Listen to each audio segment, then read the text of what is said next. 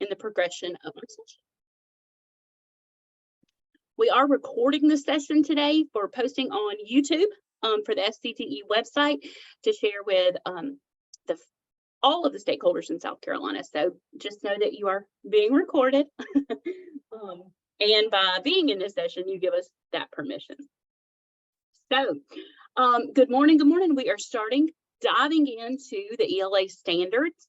And this is session 2 today. My name is Mandy Hawker, and I'm excited to be with you all. I also will have 2 co-pilots, but we'll introduce those in them in just a minute. All right, a little bit of housekeeping as we get started. So the link for our landing page is in the chat. Today, throughout our session, you'll see slides that have a pencil icon on the bottom of them. Those are just places where you can stop and take notes. I did not prepare a note catcher for you today. I want you to be able to take notes authentically and how it's best for you. So when you see those little pencil icons, that is a place for you to capture your notes.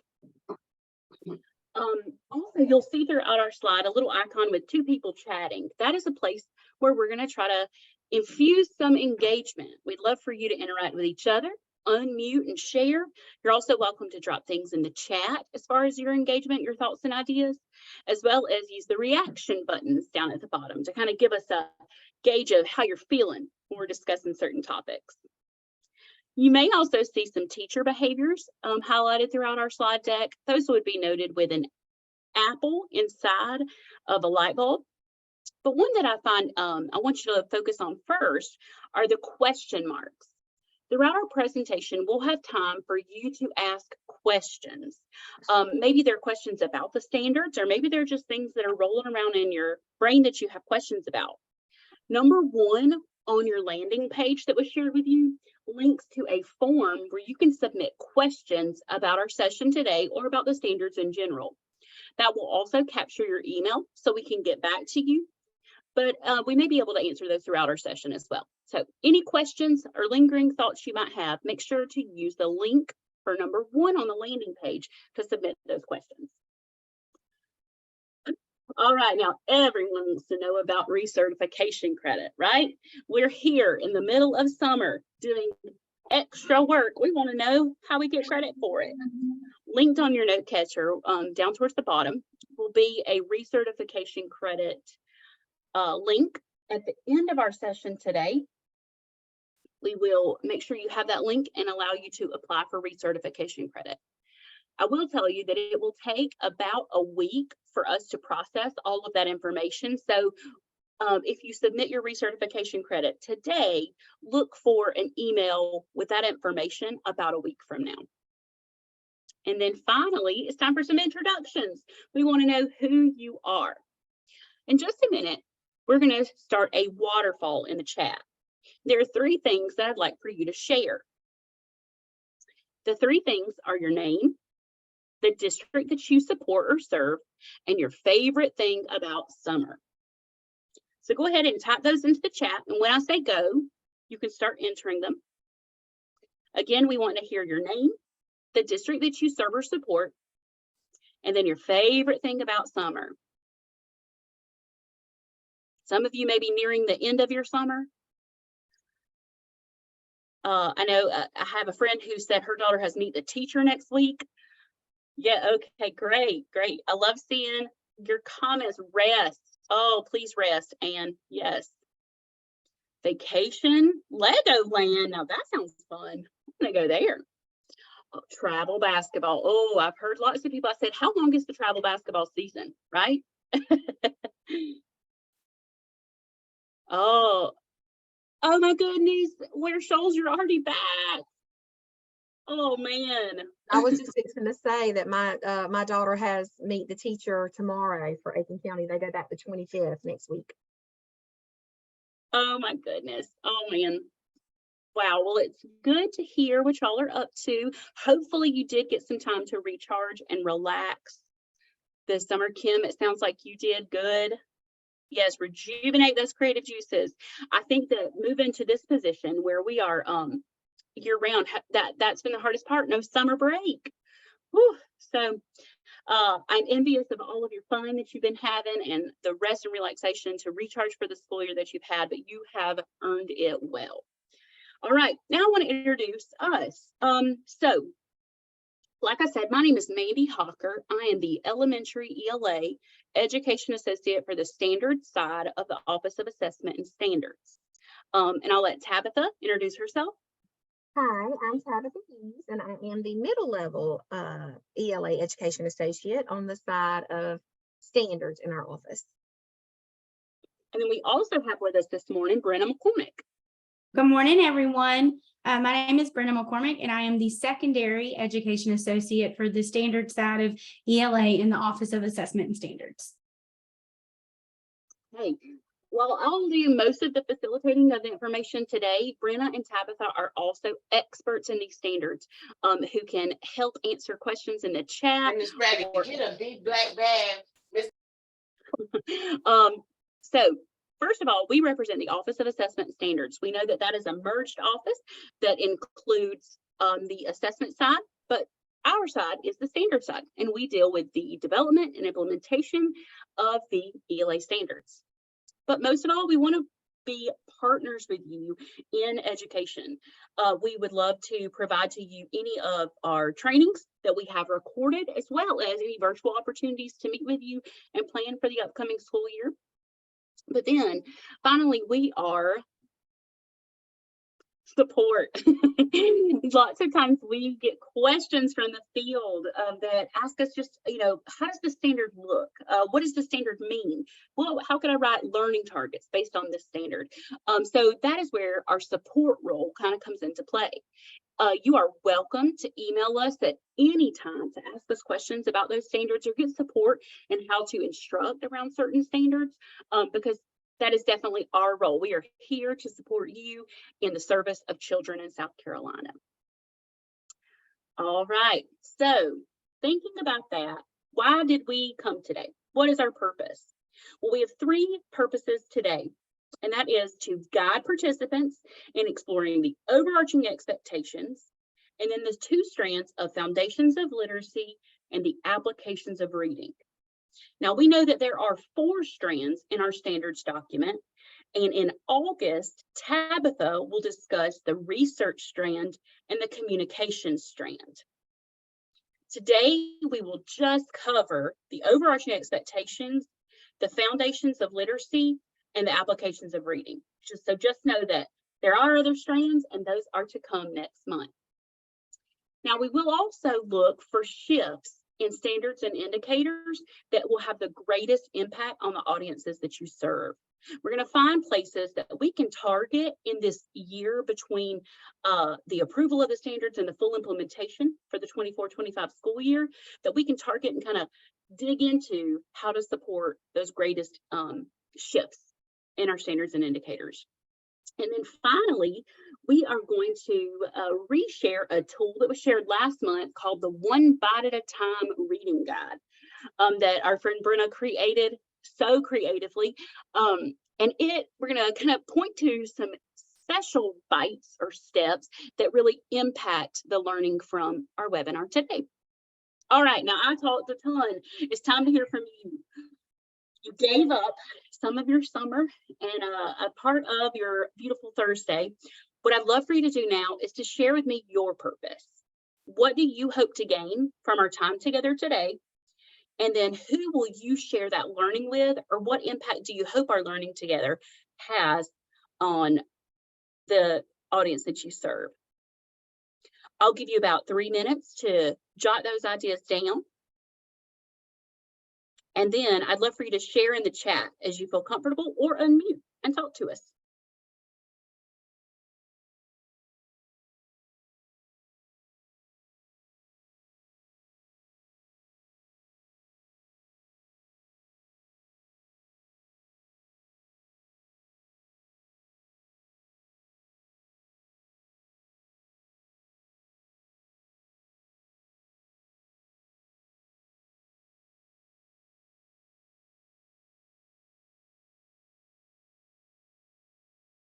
Board and teachers.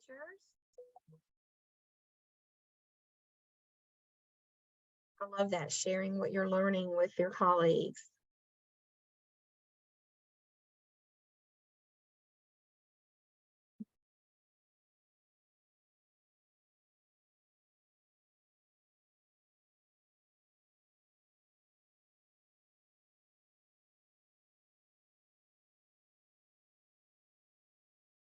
Oh, I love that. How they can be incorporated into all subject areas, the ELA standards. That's so important.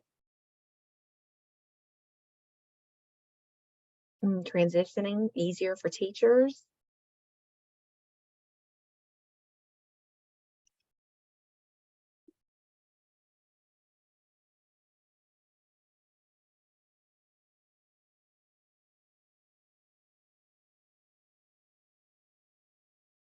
All right, I love seeing your purposes for being here today. I think that it's so important where so many of you have mentioned that you're going to share this with other content in your school or district. That is essential, right? Because all students need to be able to read and write to have success in the other content areas. So that is an essential piece we want to be able to share. And then sharing with parents and staff. Well, that is an awesome comment as well. Hopefully, we will have some tools with you in the near future that will make sharing with parents a little easier. So give a little plug for that to come. Cross-curriculum focus, very good. And being familiar with the standards, yes. So like I said, we plan to fully implement the new ELA standards in the 24-25 school year, meaning that they will be expected to be fully implemented to be assessed on the State Summative Assessments in 24-25. However, it is a great opportunity this year to learn as much as possible about those standards, especially targeting the most important shifts in the standards so that you can really focus on how to implement them in the best ways. So, all right, let's get started. Our agenda shows us that we're going to start this morning exploring the overarching expectations. As we move through, we'll also look at the foundations of literacy, have a small break, dig into the applications of reading, and then we'll get a little clarity and closure before we end our time together. So let's go ahead and get started. So the overarching expectations were developed with the mindset that there are overarching ideas or strongholds that fasten ELA best practice. Okay, so the overarching expectations were developed with the mindset that this is just how we do business in ELA. You'll see here that there are 6 overarching expectations, and we'd like to clarify that these are not standards, but that these are expectations. So the difference in that is that the standards are assessed, the overarching expectations are just expected as good ELA classrooms and teaching. What does that look like? So Brenna has dropped a link in the chat. It's also number 2 on your landing page. And that links to the section of the ELA standards, the section of the ELA standards document that references the overarching expectations. Now, the overarching expectations are listed at the beginning of each grade level's standards. So like I'm a first grade teacher and I pull up the first grade standards, you will see the 6 overarching expectations there. But at the front of our document, we have the overarching expectations listed, and underneath, go ahead and go to the next slide, Brenna. You'll see the overarching expectations progressions. This is a place where we've kind of written out the grade band or grade band expectations for what that overarching expectation would look like in developmentally appropriate ways for maybe K through 2, 3 through 5, and then sometimes we have grade 6 through 8, and then English 1 through 4, but sometimes we have grade 6 through English 4. Now, let's stop for just a minute. We'll go back to the slide before, and I want you just to look at the 6 overarching expectations. In the chat, I want you to put the number of the one that you think has the highest impact on students. 1, 2, 3, 4, 5, or 6. Which of those overarching expectations has the highest impact on students?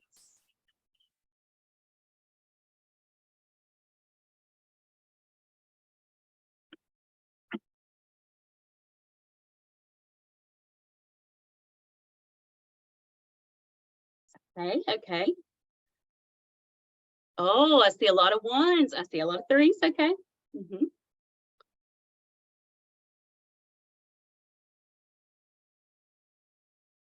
Very good. Okay. So it's interesting to see the numbers that you put. I think when Brenna, Tabitha, and I put together this presentation, we could argue that any of them could be the most important. But we know that reading and writing for a variety of purposes really matches that standard from the 2015 standards. And that was a priority standard at that time. So it is super important that they are reading and writing all the time in the classroom for various purposes and extended periods of time. Another overarching expectation that I appreciate is overarching expectation 2 that deals with that multimedia literacies. So often we give our students the textbook and that's all they have, right? But what else can we provide to them, whether it be written, oral, visual, digital, interactive text, that give them opportunities to be media literate? And then overarching expectation 3, making those inferences. We've gotten so many questions about where RL and RI 5.1 went from the 2015 standards. Anybody else have that question or have that wondering? Yes. Yes, I see some reactions. So RL RI 5.1 was our standard about making inferences or making an analysis. We know that inference and analysis have to be based on something. We don't just infer to infer. We might infer about a character, or we might infer about the setting. We might infer the theme. So overarching expectation 3 was written with the understanding that it applies to many indicators within the standards document. That was an intentional choice. We want to see students infer all the time at developmentally appropriate rates and levels. So that's where overarching expectation 3 was brought. Oh, yes, you use it almost every day. Alexa, you are so right. I feel like I could keep 5.1 on my board all year long, right? It could be on the standard or on your lesson plans every day. So I agree. It is an overarching expectation that can be used constantly in an ELA classroom. And not only just ELA, across we have some social studies and science, because inference is cross-curricular. Children are inferring all the time about various different things. So I love how, yes, all subjects, exactly. Yes. Okay. Next, we have overarching expectation 4. Now that is our using active listening skills.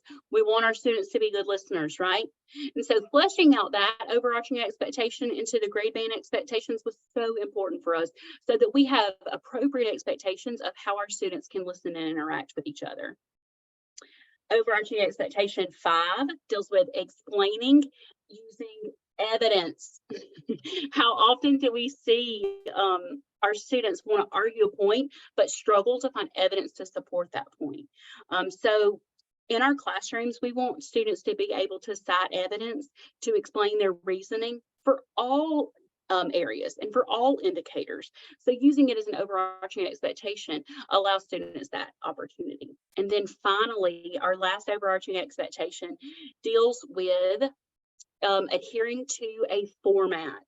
So at the state level, we don't want to prescribe that you use MLA or APA. That's not our role to prescribe to you. However, students do need to be exposed to accepted formats before they leave us in high school. So giving the overarching expectation of adhering to an accepted format gives you the opportunity as the classroom specialist to make that decision. So hopefully that's a good little overview of our overarching expectations. But like I said, right underneath the overarching expectations in the front matter of the standards, you'll see the progressions.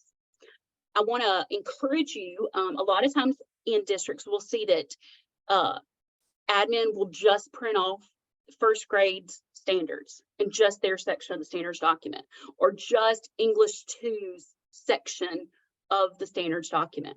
It's important to remember that the overarching expectation progressions are at the front of the document, and those progressions really impact what your expectations as classroom teachers should look like. So I encourage you to also print off this piece, because that can help you set up your classroom and your expectations and your practices in developmentally appropriate ways. All right, so now it's time to do a little work. Let's explore these.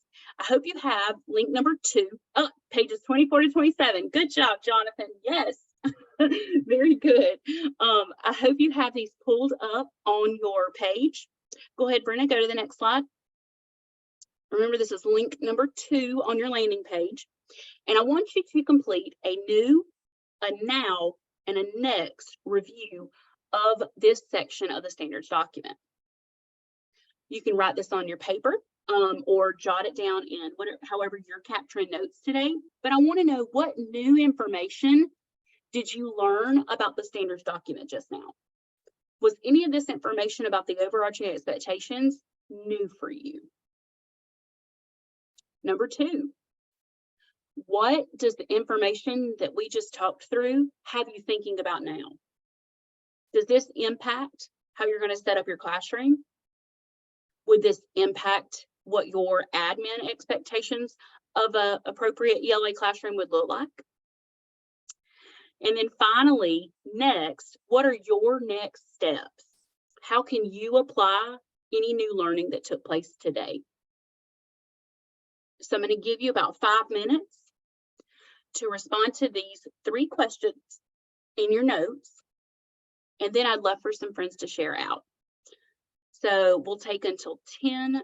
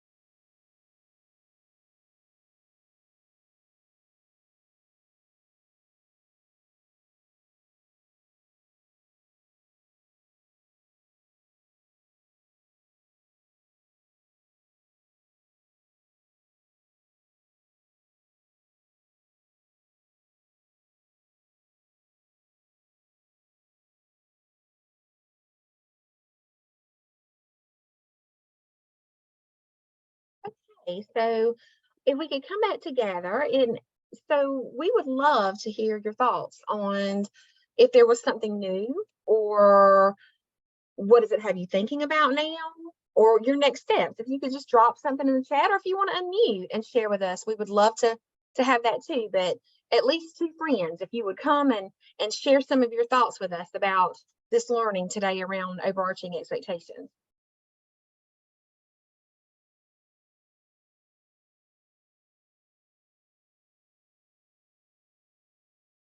Okay, so meeting with admin, sharing the expectations during the PLC, having your teachers do some work around it, rigor, yes, definitely. I will say that I like that the expectations connects us as educators, because now we know exactly what to expect in every single classroom across the state. Absolutely.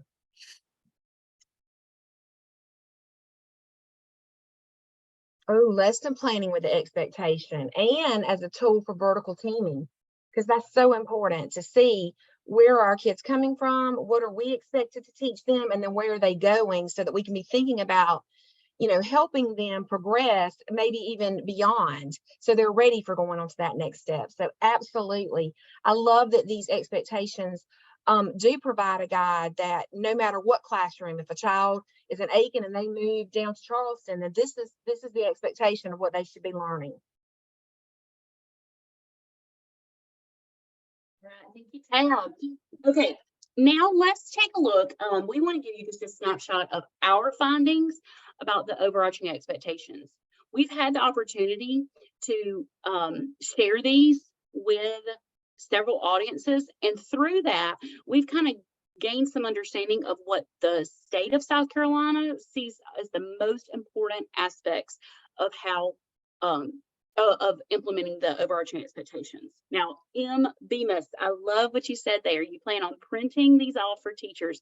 Yes, I even had someone in a meeting recently said that they would make posters of the overarching expectations to hang in PLC rooms, because they felt like that was a good reminder of just how we do business in ELA. That's been a resounding comment that we keep hearing, is that the overarching expectations, while they're not standards, I saw that in the chat, yes, they are how we do business in ELA. And those expectations we should keep in mind as we plan lessons. Yes, Carol. All right. Two of the overarching expectations that do that really well is overarching expectation 1, that deals with reading and writing for a variety of purposes, but also our collaborating and listening overarching expectations. Additionally, our overarching expectation that deals with multimedia literacies is so essential, because we want to make sure that we're exposing students to a variety of content. Our overarching expectation of inference is so key. I love that it is being so well received in the field, that because RLRI 5.1 applied almost every day in our ELA classrooms, turning it into an overarching expectation made so much sense for us. So I'm glad that that's being well received in the field. And then citing that evidence to explain and justify your reasoning. Another heavy hitting overarching expectation that we want to just expect in our classrooms. When students have an opinion, we want to ask them to provide evidence for that opinion. And then finally, that citations and formatting. Now, for that overarching expectation, there are specific indicators in the communications standards that do outline certain citation expectations for our middle and secondary students. However, the overarching expectations provides the expectation that your formatting, your accepted formats are really left up to teacher expertise. So hopefully that wraps up well our overarching expectations, and you feel equipped to move forward with those in your ELA rooms. All right, now we're going to move into part 2. Part 2 deals with our foundations of literacy. Now, before we get started on this part of our presentation, I always want to lead with being respectful of our secondary teachers. The Foundations of Literacy strand of our ELA standards has indicators for our kindergarten through 5th grade teachers. Okay, so the Foundations of Literacy pertains and has indicators that show expectation for our kindergarten through 5th grade teachers. However, that does not mean that this does not apply to our middle and secondary teachers. How many, drop a yes in the chat if you've ever received a student in your classroom not reading on grade level. Okay, yes, I mean, how many? Kim? A resounding yes, resounding. Yes, yes.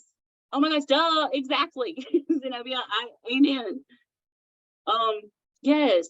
Okay, so we are all receiving students in our classrooms, even in advanced classes. I love that, Jonathan, that are not reading on grade level every year for 20 years. Oh, yes, yes, thank you.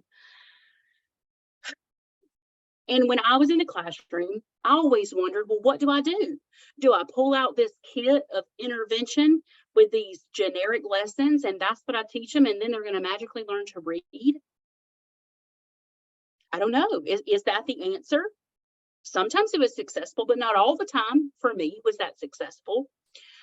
So out of all of those discussions and concerns, and the fact that every teacher receives students not reading on grade level into their classrooms, the Foundations of Literacy was an intentional focus for us when we revised these standards. Exactly. If I had that kit, I would be at the beach. Yes. Oh yes, Kim. I can totally see that. And we have a Brenna did intervention at the secondary level, and she is a wealth of knowledge for how to target that interest and engagement piece for our secondary students. So Kim, make sure you get in touch with Brenna. She has lots to share with you on that. However, okay, I just wanted to give that caveat before we get started into the Foundations of Literacy.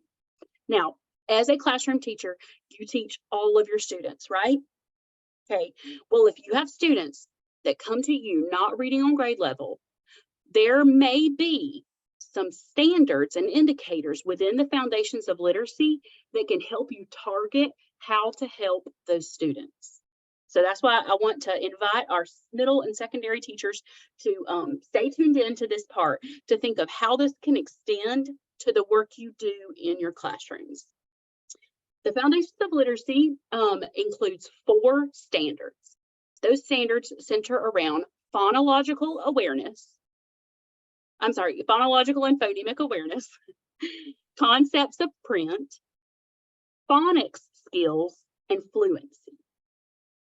If you will, click on link number 3 in your note catcher, or Brenna dropped it in the chat. Okay, link number 3 on the landing page, or Brenna dropped in the chat the link as well. I want you just to read the explanation that we've given for the Foundations of Literacy. This represents some of the research that was used to develop those standards, but I want you to read that for me.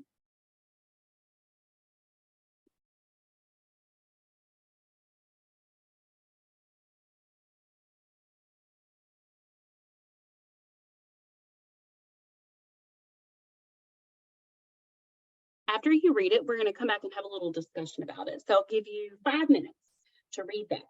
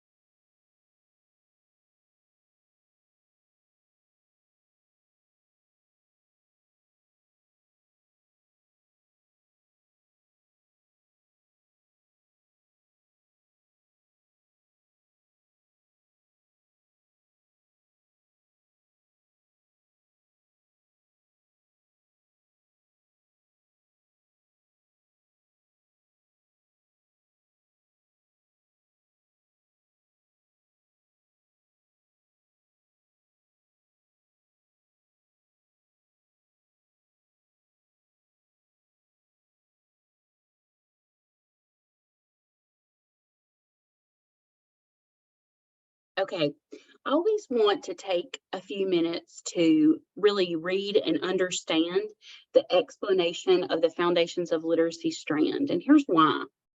When I was growing up, I was in the generation that went through school in the whole language initiative. I never learned to understand phonics. I was never taught to decode using phonics skills. When I got my teaching degree in early childhood education, I never received formal education in how to teach phonics or the importance of those foundations of literacy. So when I became a teacher and entered my first classroom, I was paralyzed with not knowing how to successfully teach children to read because I didn't know how to teach them anything about phonemic awareness or a systematic explicit instruction in phonics. These standards were developed for that audience, the audience that has no background knowledge of how to help students who cannot read, students that need that intentional and extensive phonemic awareness training, students that need systematic explicit phonics instruction, that need help understanding the concepts of print and the importance of fluency instruction. So when we read that, so yes, and due to the pandemic, Lisa, you're exactly right. Everyone needs the foundations of literacy, and so many have missed it. So it's important that we read that and understand it. Now, after reading that, tell me why you felt it was important to read.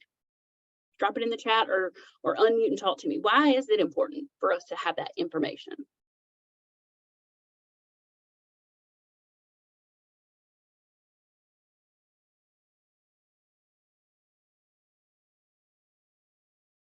Mandy, as you said earlier, that these indicators are for K through 5th grade, but that is not limited to that group of students.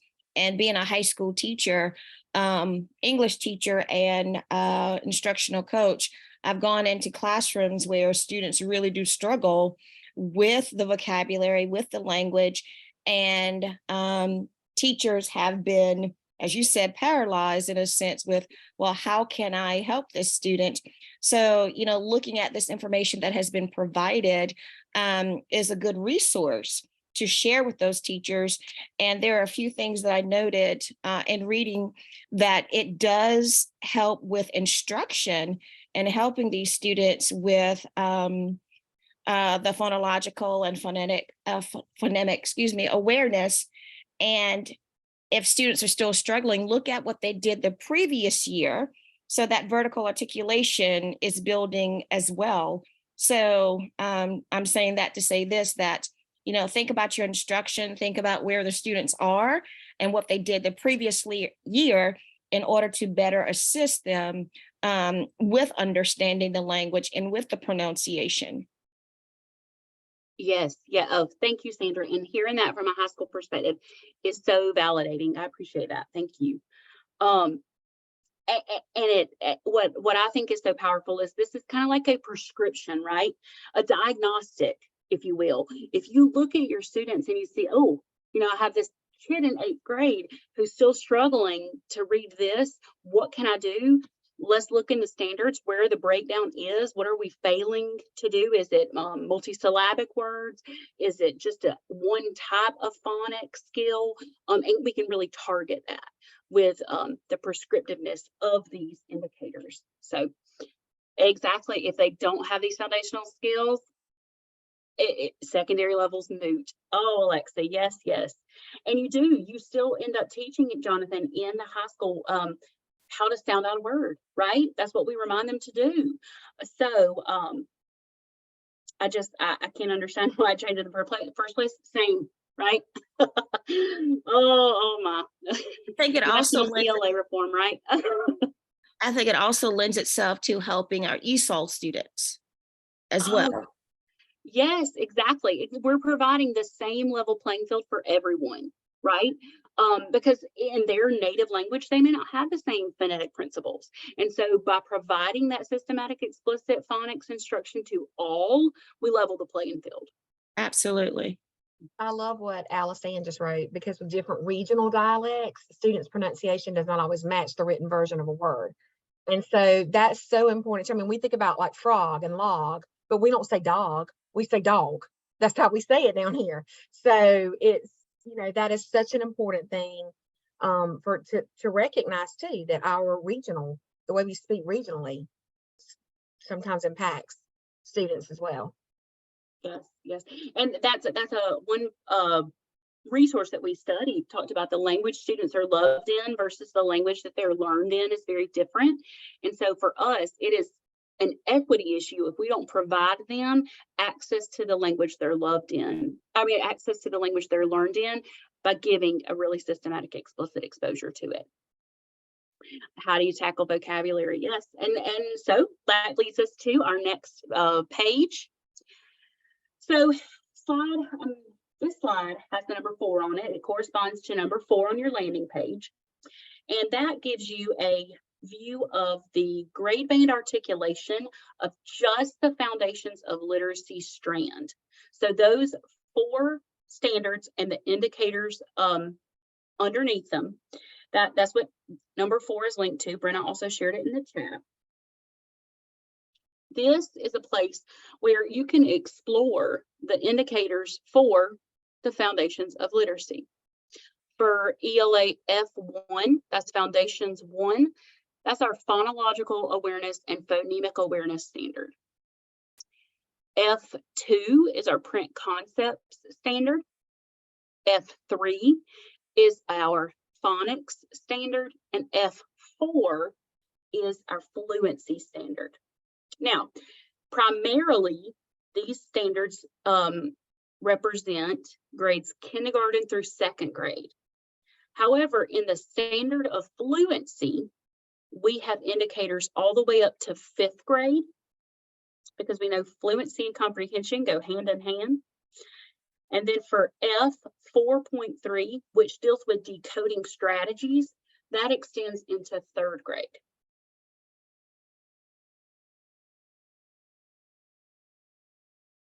Okay, yes, you're exactly right. All right, so take a look at those standards, and I want you to complete an activity. As you look at those standards, I want you to explore the C of those standards. First, I want you to see how these shift, change, or improve from 2015. If you are an early childhood teacher or elementary teacher, you're probably very familiar with the 2015 Principles of Reading strand. And I want you to write down in your notes, what shifts do you see that are a change or improvement from the 2015 Principles of Reading? For extensions, I want you to write down how these indicators may impact other indicators. We talked about fluency and comprehension impacting each other, but also someone mentioned this in the chat about how these phonics standards impact vocabulary acquisition. So what extensions could you see from the Foundations of Literacy indicators? Are there particular standards or indicators that you see extending to content that you teach in your classroom? And then finally, for additions, what is new for you? Is there anything in the content of the Foundations of Literacy indicators that is something foreign that you've never taught before, or something that you need to get a better handle on before these are fully implemented in the 24-25 school year? I'll admit that for me, the additions when we began this journey was learning about all those phonics rules, right? I plugged myself into letters and I went to school so that I could be equipped to help roll these indicators and standards out. So just a moment of transparency. None of us know it all as far as what is additional information for us. But go ahead and complete your SEA, your shifts, changes or improvements, your extensions. How does this connect to the work you do in your classroom? And then additions, what's new that you need to focus on as far as developing yourself to be prepared to roll these out. We'll give you about 5 minutes to take care of that.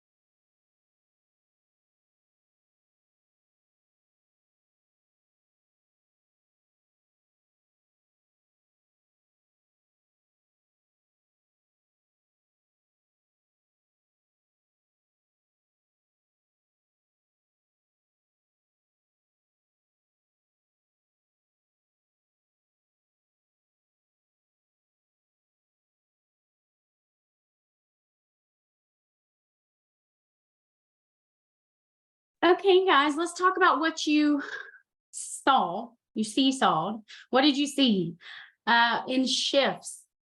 I'd love for someone to unmute or pop in the chat. What were you noticing that were shifts between maybe the 2015 standards and our 2023 standards?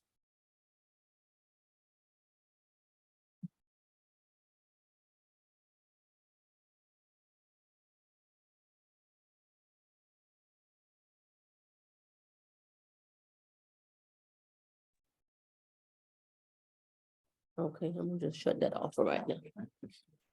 Came over and talked to you a few minutes.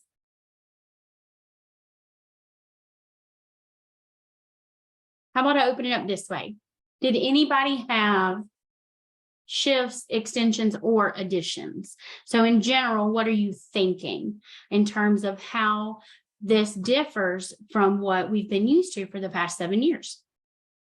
As far as shifts, there wasn't a huge focus on phonics and phonemic awareness in the 2015 standards as a whole. That's right. This kind of, the whole thing shifted, right? It's hard to point out what was the biggest piece. Lorlisa says it's clear and precise. Punctuation and capitalization. And we do know that we have a grammar and conventions matrix that's a support document to help with those skills. What else?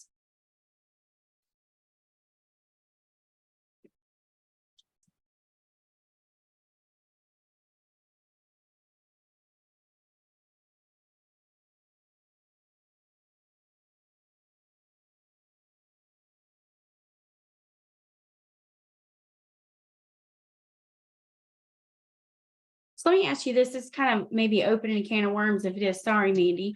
But I did receive a question that talked about how the explanations are very helpful, but it seems to be general. So how do we support teachers in narrowing what specific skills they need to hone in on within each of the indicator areas? And then we also had a comment that said, oh, they're clear and precise. So I think we have to think too about our differing levels of expertise. So we're saying that this, is a tool for all grade levels. How do we support the teacher who it's not their first language? It's not their natural tendency. I heard someone mention letters earlier. I think for Allendale, what's helped me is the fact that we are taking letters, and that does highlight the phonemic awareness and the difference between all of this other phonics, all the other components to phonics. So I think for teachers, additionally, they would have to add something else to this. Like, this is just an overall what you need to know, but in order to really know it, you have to take a course in order to give you some more support. You're exactly right. And I will say that, so it has been approved in the state budget for the entire state to be, and I'm sorry, that's elementary, I think it's K through 2 teachers, K through 3, to be trained in letters. So if that applies to you, just know that that is coming to support you. And that's being rolled out by the Office of Early Learning and Literacy. They can kind of clarify the timelines for that and how that will prepare you, but that content really will, the letters training really does support and align with these standards. It makes it a lot more accessible to our teachers who don't have that background knowledge. But phonics and phonemic awareness are the two areas that are so foreign to our students and our teachers in this state. I know a lot of teachers have Orton Gillingham training or have other training that has supported that, but as a whole, our state has not had that before. So I feel like that's going to be where we really have to dig our heels in for our elementary school teachers to help them get training. I agree. And something you just said, Mandy, about Orton Gillingham, understanding that that is one specific, that program, while it does teach some of these things, is targeted towards one specific kind of group to help with children who may be that traditional instruction doesn't necessarily reach effectively. So I love the fact that our state is willing to invest in letters, a systematic, instruction of our teachers who are teaching our early learners how to phonetically read. As we've said earlier, there are students in every grade level that is struggling with the phonics and the phonemic awareness portion of it. And we do have all teachers in K-3 who are responsible for taking letters, but we found that it's also needed for our 4th and 5th grade teachers as well. So if possible, if we could also extend that to other grade levels, especially those that are teaching reading, because they need to know that foundation. And there are kids there that are on the kindergarten or 1st grade level that are still falling behind. And we're talking about pullouts, but it's difficult to pull out and have them get what they need for grade level appropriateness as well. Yes. Oh, yes. I say amen to what you're saying about those 4th and 5th grade teachers, especially those who serve in the ELA capacity. One thing I saw in the chat that really resonated with me, Kim Wells, you mentioned that F3.6 extends really well into secondary with the roots, stems, and affixes. Yes, that was very intentional. When you look at the vocabulary support document, you'll see that extension noted there. So take a look at that if you haven't before. It's on our instructional resources page, but the vocabulary support document articulates how F3.6 extends to our AOR 7.1, 8.1, and 9.1 for our middle and secondary students. So great connection. I'm glad you saw that. And they struggle with reading because of pronunciation. Yes. Oh my God. Oh, read 180. Yes. Okay. All right. For middle school, the foundations of literacy are important for them to understand. Yes. And so with the implementation of the foundations of literacy, I think in 5 years, we'll see improvement, right? But what about the students we serve today? After we implement these and we build everybody's base knowledge and everybody gets that explicit systematic instruction, yes, in time it will improve. But what about our students today that are on our rosters currently in PowerSchool, right? That's where we as stakeholders have to dig in and kind of inform ourselves through whatever PDs we can in order to know how to implement these standards. And I will just mention that today is meant to be just an overview session of the shifts in these indicators and the thinking behind them. There is more PD to come that will be intentionally focused on the practicality. Like, what does this look like in application for classrooms? Early Learning and Literacy is providing a lot of training on the foundations of literacy for reading coaches around our state in the fall. So if you're interested in that, make sure to keep your eyes peeled for communication from Office of Early Learning and Literacy. And then our office will be providing PD structured around the applications of reading, research, and communications. So just a little plug for that. Now, here are our findings for the foundations of literacy. One important piece of information about the foundations of literacy is that it matches the national expectations. For so long, South Carolina was very behind in meeting the ESA law, so that we provided systematic explicit phonics instruction for all students, which is by law we have to do.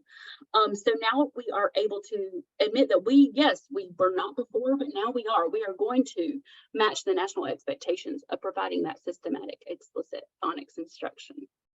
Just for your information, it is 4 standards with many indicators underneath.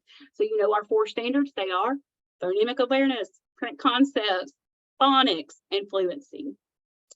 There is extensive work on the phonemic awareness skills, which we know is the greatest indicator of reading success in our students.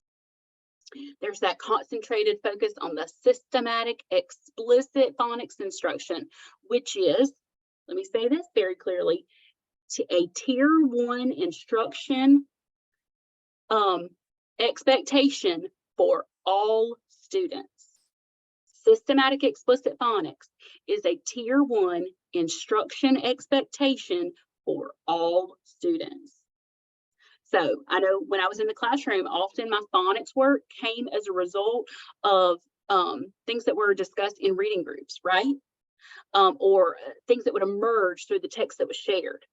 But it is important for us to make it clear that we are doing a systematic explicit phonics instruction for all students so that we level the playing field for everyone. And then again, we have a fluency indicator that extends to 5th grade because we know that fluency is so closely tied to comprehension. And we have a decoding standard, which is F4.3, which extends to 3rd grade. So, whew, that was a big, busy morning, right? It's time for a break. Who's ready for a break? I know I've got to go run fill up my coffee cup. So we're going to put 10 minutes on the clock. Remember, if you have any questions, number 1 on your landing page provides you a form for you to submit questions to us. Brenna, Tabitha, and I will be stepping away from our computers during this break time just to take care of our needs, but we plan to be back by the time the timer goes off. So 11:15, we will get back started. All right, thank you so much. All right, good morning, welcome back. We are ready for part 4 of our agenda today. I hope everyone was able to take care of your needs, send a few emails, or fill up your coffee cup. What I did, I filled up mine. I don't know if you can see it. There you go. But I'm ready to tackle the applications of reading with y'all today. So, moving into the applications of reading, we got so many questions when these standards went out for field review, because the question was, I saw the foundations of literacy. Is that all I have to teach my K-5 students or K-2 students? No, there are 4 strands to our standards. One strand is the foundations of literacy, what we just talked about. This next strand that we're going to talk about today is the applications of reading. That's where your reading comprehension and your vocabulary standards live. Then we have the research strand, and that research strand we'll talk about in August. Tabitha will be leading that professional learning, and then the communication strand, which encompasses our writing and our oral communications. So just know that there are 4 strands of standards that all work together to create the ELA standards. We're just exploring 2 of those today.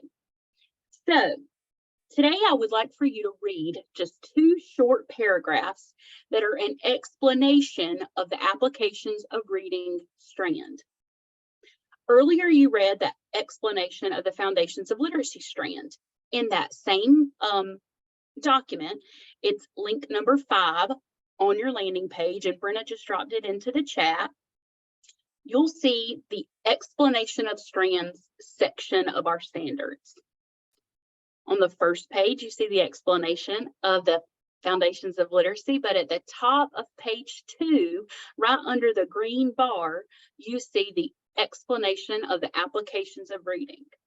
I want you to read those 2 short paragraphs, and we're going to create a 4A response.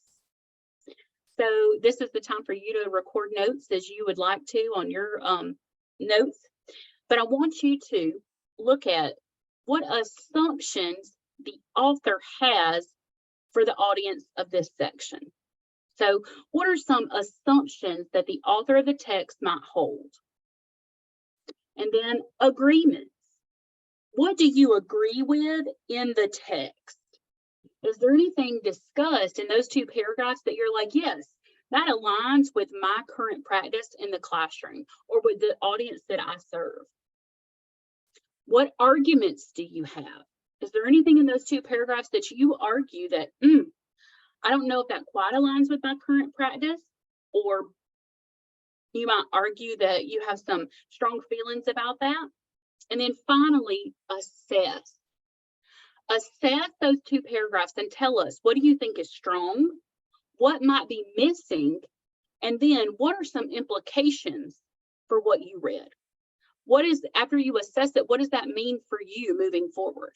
So just those 2 paragraphs on page 2 of the link shared in the chat. Want you to do your assumptions, your agreements, your arguments, and then your assessment. And we're going to share those. The reason that we are going to read this all together today is just so we all have the same common understanding of the reasoning behind the applications of reading strands. So just to give you a little buy-in of why this is important for us. Go ahead, take a few minutes and read those 2 paragraphs and respond.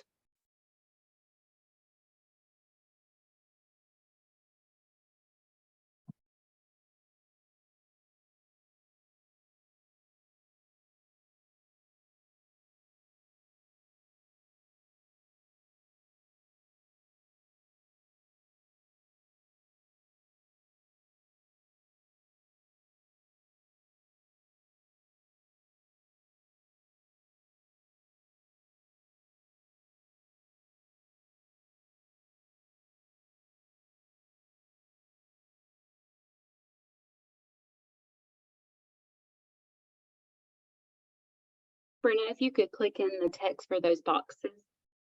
Thank you. Just so they have those questions to remind them.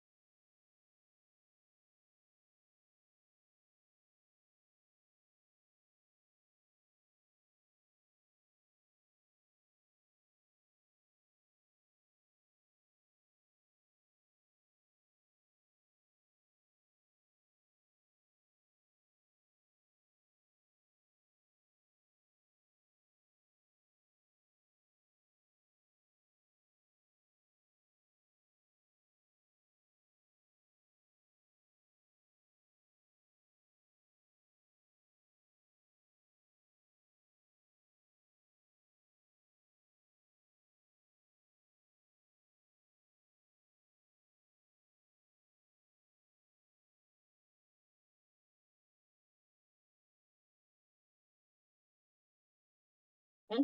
If you need more time to complete this activity, put a T in the chat, just so I know.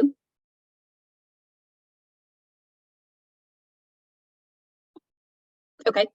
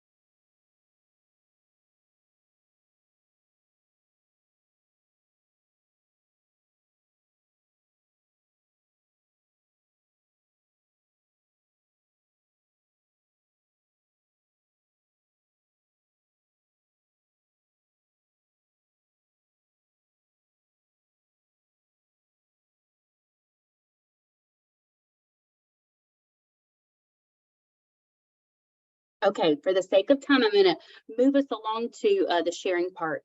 Good, Alice, I like that you've already put yours in. what I'd like for you to do is, if you have an assumption of what the author might assume from reading these 2 paragraphs, I want you to drop that in the chat. Any agreements you might have with anything that you agree from the passage, any arguments you might have. Yesterday we had a really good argument that I'll share with you in just a second. And then what assessments, what is strong, what is missing, or what are some implications from what you read. Now, yesterday I said we had an argument in with someone who read the 2 paragraphs, and they said, well, I argue that you're missing something. You're missing an element or a sentence talking about real world application of these standards. And I said, oh my goodness, you're exactly right. That needs to be something that when we roll these out to districts and the state and to leaders, we need to make sure that we mention the tie and connection of the applications of reading to real life opportunities for students to apply them. So I think that that's super important for us to remember. I told them that I would definitely mention that every time I get the opportunity to moving forward. Our applications of reading need to be tied to real world examples and real world application. Okay, looking through some of your comments, just summarizing, the reciprocal property of applications of reading is important, that these are cyclical standards, not to be taught one time and abandoned, or taught one time and we think it's mastery, so we move forward. We repeat those. And then also the connection of reading and writing, how that is interconnected, and it needs to be constantly repeated, that is interconnected. We read about, or we write about what we read, and we read about what we write. Yeah, and you can't memorize vocabulary. I love that so many people mentioned that yesterday and again today, the importance of vocabulary being a skill to learn in order to apply it to any word that a student might encounter. I think that's really important. Good. There's no need for a different set for literary and informational. That was a huge shift from 2015 to go from those 2 separate strands to one strand encompassing all of that reading. Yeah, that was a huge shift. And no need for a different standard for each literary element. I know, right? How about that with AOR 1.1, right? It encompasses character setting and plot. Oh, I think that's so great. Okay, I think in vocabulary reading should be taught in conjunction, not in isolation. I think that that's so important as well. Hopefully that is our goal, Kim. Kim, there was such a concerted effort for these standards to be more clear and concise so that you don't have a time crunch in your semester instruction. You are able to get through all of the standards and indicators expected for your grade level and repeat them several times. One person in one of our webinars said, well, does that mean that I'll be done teaching by like December? And we said, no, oh my goodness. If you teach one standard a week and never go back and revisit, then that might be the case, right? But it is expected that you repeat these standards over and over so that you ensure mastery of instruction. So very good. I love seeing your responses. Thank you. Oh, Kim, so good, so good. So I love that you mentioned that. Kim talks about text types in her comment, her latest comment. And I want to mention something about that. If you look at the grade level entering statements for each grade level, it does articulate the balance of informational and literary texts that are expected at that grade level. So, yes, okay, awesome, great comments, thank you. Okay, so what do the standards actually look like, right? So one place that we have found is the best place to take a look at the standards in their entirety is the vertical articulations of the standards. There are 2 places where this vertical articulation lives. So in that big giant 207-page standards document, you have in Appendix B, the vertical articulations of applications of reading, research, and communications. However, Brenna has just put a link in the chat to another resource that was developed because of requests from teachers like you. The vertical articulations in Appendix B in the standards document does not include all of those little indicator insights that you find in the grade level standards section.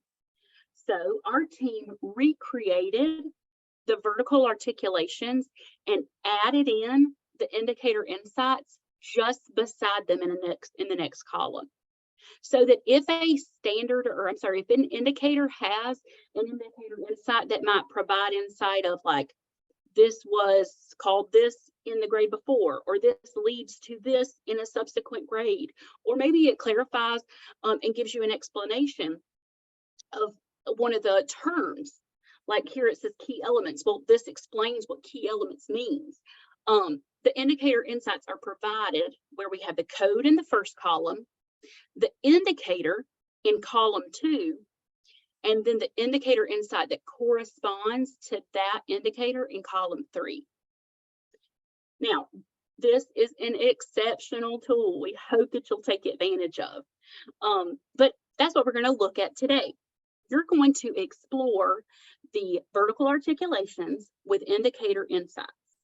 And I want you to look for 3 C's. All right, your 3 C's. Your first is what challenges your thinking. Throughout the standards document, or throughout the applications of reading standards, there are several big shifts. The inclusion of rhetoric in 6th grade, an unreliable narrator at the middle level, the shift to a lot of core instruction for K through 5, whereas the analysis really takes place in the middle and high school levels. There's some big challenges to what we currently have as our practice for teaching reading. So as you read the applications ups that rigor, yes. As you read the applications of reading, I just want you to chart anything that challenges your thinking. Oh, this is new for me, or I didn't expect this. Then for the second read, I want you to look at what challenges your practice. What have you read that maybe changes what you are currently doing in the classroom? I know for me, one thing that would shift as far as my instruction would be vocabulary instruction. So often I taught those Greek and Latin roots in isolation, and seeing how the standards and indicators are developed around those for 7.1, 8.1, and 9.1, that would challenge my practice. There has to be a more intentional focus of teaching that vocabulary in context. So that would be a shift for me. And then AOR 10.1 would challenge my practice of giving students an opportunity to explore those various perspectives. And then finally, C number 3 is the commit to a change. We are so fortunate this year for 23-24 school year for this to be a year for us to practice and explore with these standards. It's not expected that you fully implement them or teach them this year, but this could be one place where you could commit to a change in your instruction for the year to attempt anything that's challenging your practice or your thinking in these standards. Maybe it is that rhetoric in 6th grade, right? And you want to just commit to a change that you're going to focus on learning about that and trying to implement it as much as possible. So open up that vertical articulation with indicator insights and let's practice our 3 C's. What challenges your thinking, what challenges your practice, and what could you commit to change for this year of a fun little bridge. We'll give you 10 minutes to complete this activity, just for the sake of time, because we don't want to run out of time for the last portion of our presentation. So 10 minutes to practice this, and then we'll come back together and share.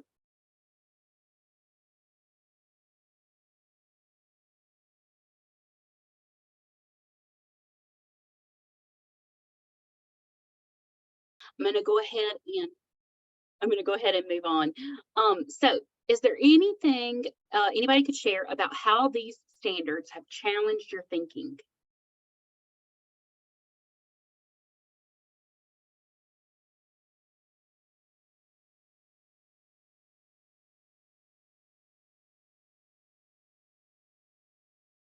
Oh, I love your comment, Alexa. Yes, we get stuck analyzing, but never get to evaluating or critiquing.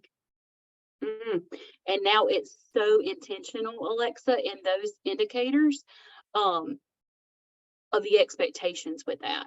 And so literary criticism with your seniors, I think that is the perfect place to start with that implementation. Especially seniors are not a tested grade. So I think that's a great idea. Go ahead and make that shift to do some literary criticism so that you get them into that critiquing expectation.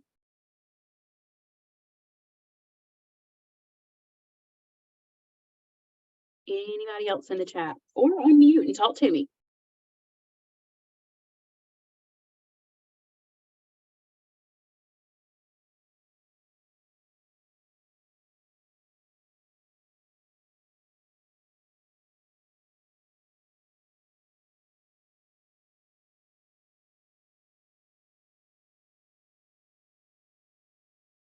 Adding rhetoric to middle school. Oh, yes. It's difficult for AP. So how are we going to help our middle schools? So I think that one way we have tried to support that endeavor, Jonathan, there is a rhetoric support document and supplement documents posted on the instructional resources website.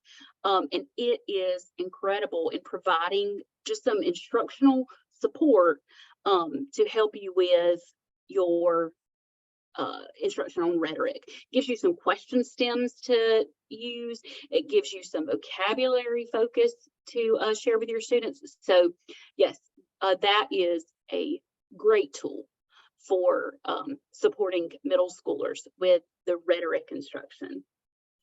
And then as far as etymology and multimedia, so etymology is one that we are currently discussing. How can we provide more support in the vocabulary support document for our middle school and high school teachers in regards to etymology? Obviously, curriculum is a locally controlled piece, and so your district chooses what curriculum you use to teach the standards. But is there something we could do or provide that would support that etymology study for our middle and high school students? So we're exploring some resources for that now. And then the multimedia in your classroom, yes, having different opportunities for students to encounter different types of text. And hopefully our PD coming up soon on I'm so sorry. Our PD coming up soon on text complexity will also speak to the multimedia in the classroom as far as different types of text to use. Oh, Kim, that is an excellent question. I would let me get some of our research together and share that with you in an email. So if you'll drop your email address, I'll make sure to send that out to you. And maybe even add that to our frequently asked questions page, because that's a great question, but it's hard to unpack. So let me get my research together to help with that answer. Thank you. All right. Good. That's your commitment. Awesome, May. Yes, I appreciate that. Unpacking the standards. And next month, we will provide you a tool that'll help you start to unpack those standards. So that's exciting too. All right, I think we have lost Brenna from our presentation. So I'm going to see if I can share my screen and we will continue. There we go. And let's see.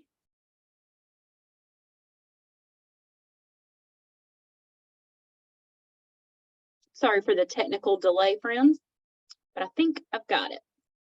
Okay. Give me a thumbs up if you can see my screen.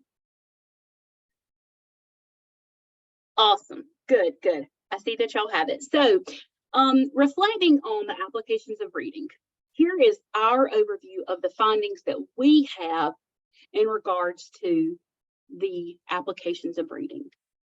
The most important thing you need to know is there are 10 standards and 14 indicators.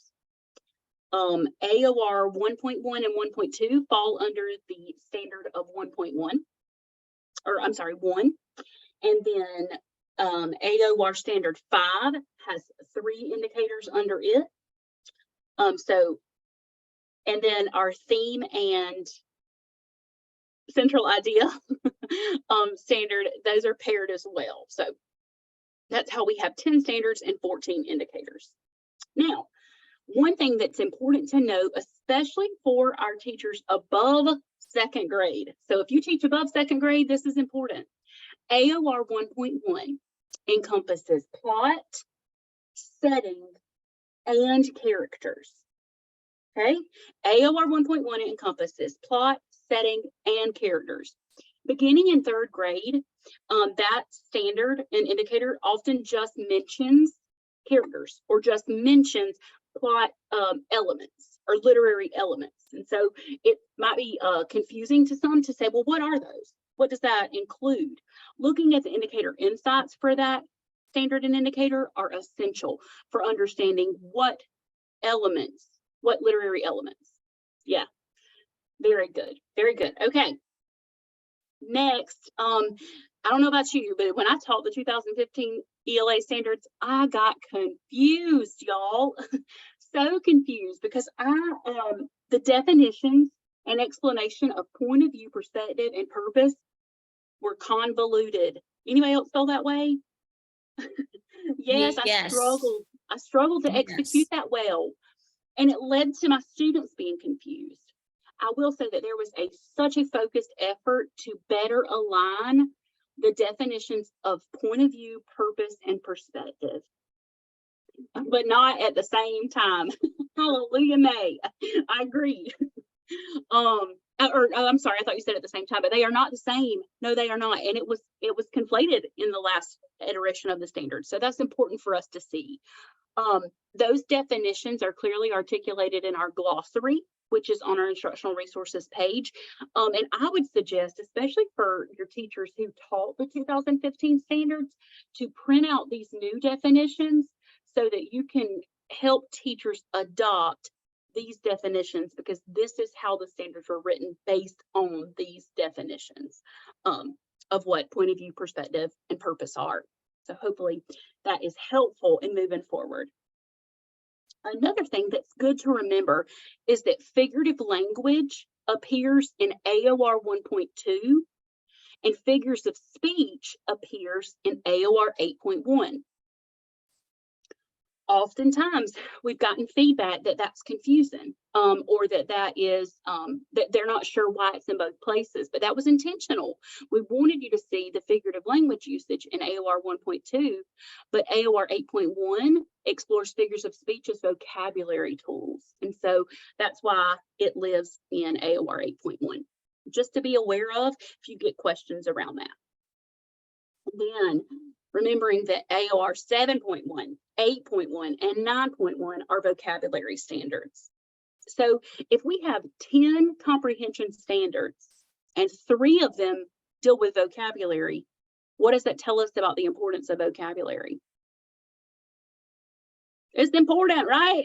Yes, and that's based on need. When we look at MAP scores across the state, and that's typically not something our office really looks at, but the feedback we receive from stakeholders is that their MAP scores are so deficit in the vocabulary strand. So what could we do to better write vocabulary standards that set the expectation of success with vocabulary? And you're right, the SAT and ACT for years, they can't do well because they can't read it and they're not learning vocabulary attack strategies that transfer. Yes, so that vocabulary is roughly 25% of our reading comprehension standards, and that was purposeful. We want to see better targeted vocabulary instruction. All right, that moves us to our clarity and closure for today. Now, at the beginning, I told you that we were going to reshare a tool we shared last time that is helpful for the endeavor into these 2 strands in the overarching expectation. So if you'll remember, last month, we shared the 1 Bite at a Time reading tool. The 1 Bite at a Time tool gives you 13 steps for how to study the new ELA standards. Now that could be through a self-study where you just share it with yourself and you work through it in this next year to get yourself ready for full implementation. It could be that you use it with your grade level or your PLC group or your best friends. We give you full permission to share that as you want to. Or it could be that you're an instructional leader and you're going to use this for PD facilitation. Go forth and prosper with this tool. On your landing page for today, linked on number 7 and 8 is the 1 bite at a time tool. Link number 7 is your Google version of the 1 bite at a time tool, which gives you text boxes you can type in. It's a really pretty way if you're tech savvy to use it. However, if you're like me, link number 8 gives you the PDF that you can print and write your answers handwritten. So we just want to provide both formats for you because each learner is different. But when we look at the 1 bite at a time tool, I want to remind you about the Desmond Tutu quote where he says there's only one way to eat an elephant, 1 bite at a time. That's the premise for why we developed this tool. We created 13 bites to help you access and apply the 2023 South Carolina College and Career Ready ELA standards. But the bites that most closely apply to the learning we did today are here. Bite number 3 is a study of the foundations of the standards. If you are interested in the research that fueled us to do the revisions with our committee and led to the transformation for the 2023 standards, then you're going to want to dig into bite 3, the foundations of the standards.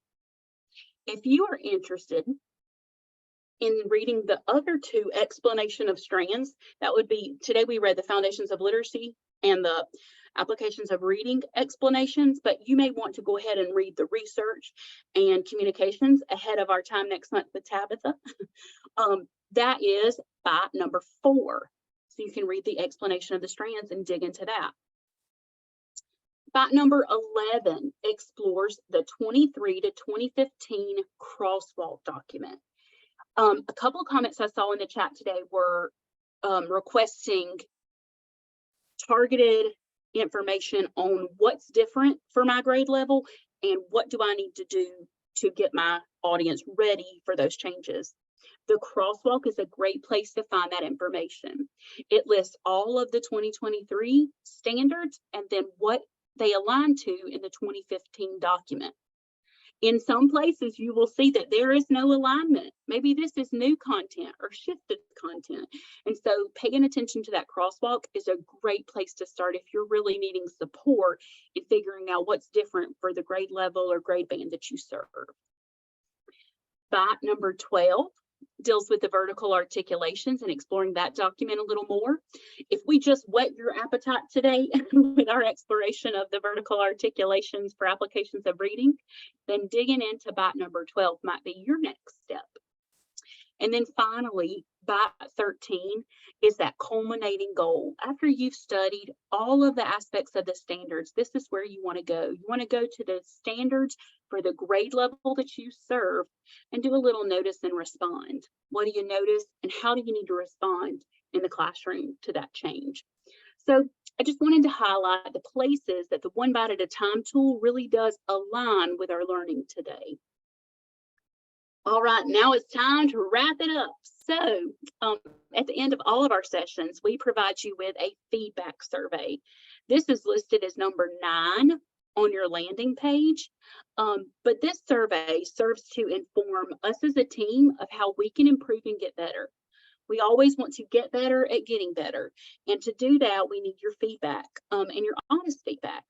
Now, today's session focused on the overarching expectations, the foundations of literacy, and the applications of reading. But hopefully we were able to make connections to all grade levels and audience that we have with us today. So if you'll click link number 9 on your landing page and go ahead and log into that survey and give us some feedback on our presentation today.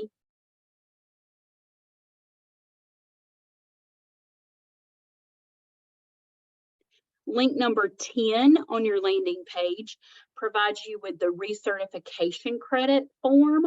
So if you are interested in receiving your recertification credit from today, use the link on item number 10 on the landing page to access that. And then if you're interested, item number 11 is an interest form if you're ever interested on serving on an ELA standards committee. Oftentimes we bring committees together to give us feedback or inform us for instructional next steps that we might have for the stakeholders of South Carolina. We may pull committees together to help us build support documents to better serve the stakeholders in South Carolina. So if you are interested in ever serving on any of those, we would love to have you participate. And that's linked as link number 11 on that landing page. Link number 11. All right, I'll go back. So link number 9, that's our feedback survey. Please complete that just to give us some feedback on our session today. Let us know how we did and how we can better support you moving forward. Link number 10 is the recertification credit form. If you're interested in receiving 2 hours of recertification credit, fill out that form. Again, it'll take us about a week to process that information, and then we'll get back to you. And then finally, if you're ever interested in serving on an ELA standards committee where you can kind of inform us, give us some of your expertise so that we can create tools to support the field. That would be great as well. Yay, Brenna's putting those in the chat. All right. Well, we have 3 minutes left, and so I'm going to just close with this. We will, Brenna, Tabitha, and I will linger and listen after our session today. If any of you have questions or want any clarification on anything, in about a week, I'll send out all of the links to the things discussed in our presentation today, as well as the link to the recording. So give us about a week for all that to process, and we'll get that to you. But I want to wrap up with our triangle, square, and our circle. My favorite way to close a professional learning time. So first, a triangle. On your notes or in the chat, tell us what are 3 important ideas you could take away from our session together today.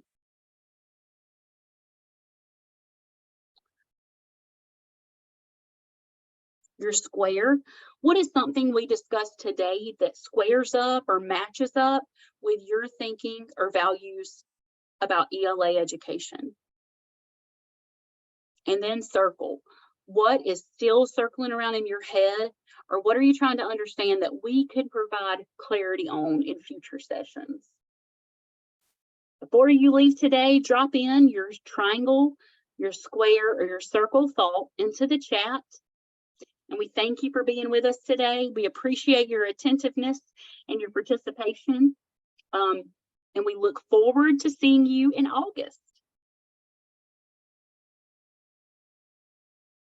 Oh, the self-guided bites. Yes, Tim, I hope so. I hope that is helpful. I think that is such an essential tool.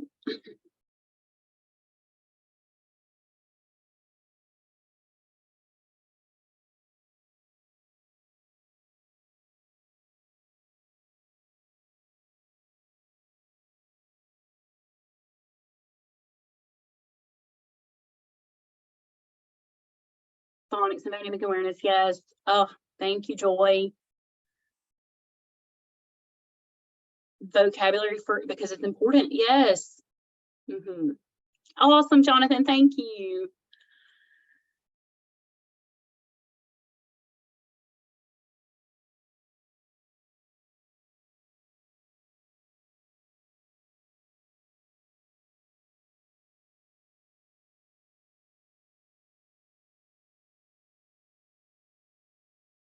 I'm so excited y'all love the 1 bite at a time doc. I think it is powerful as well.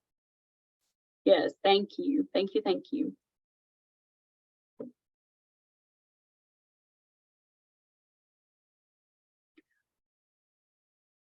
All right. Thank you all so much for being with us today. Thank you. We hope that y'all have a great afternoon and a good little last bit of summer. There's room to be creative. Yes, yes, please. Mhm.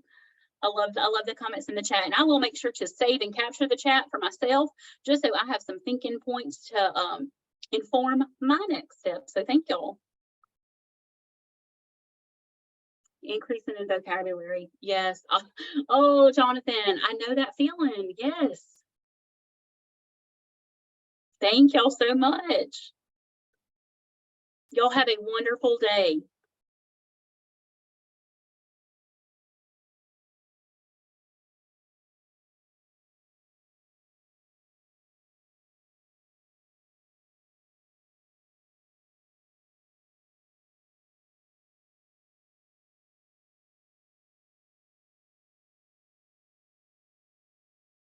Thank y'all so much. Have a wonderful day.